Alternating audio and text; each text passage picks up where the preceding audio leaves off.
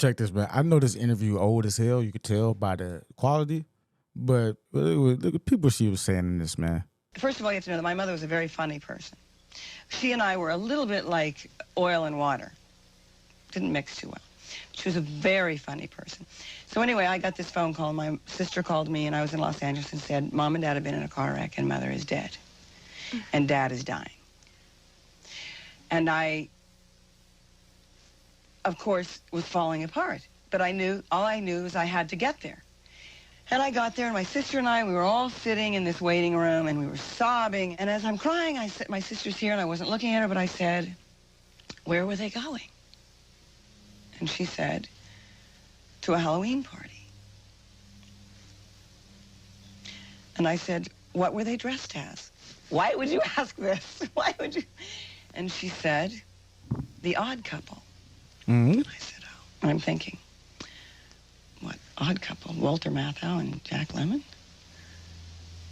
Well, what were their costumes exactly? She said, Mom was a black girl and Dad was a Ku Klux Klan member. Wow. We started laughing. And the whole family, I guess, had heard this conversation, and we all started laughing. And it was Because that was so funny. Because that was so funny. the greatest tribute that you could give my mother. Do you know? And I really realized that through us, she existed. You know, she would continue.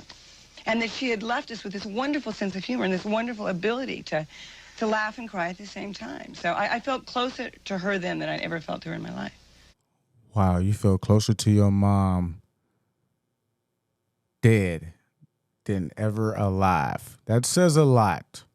Hence why y'all laughing at something that shouldn't be laughed at, and your mom doing something that shouldn't have been done, and your pops. Alrighty. Yeah.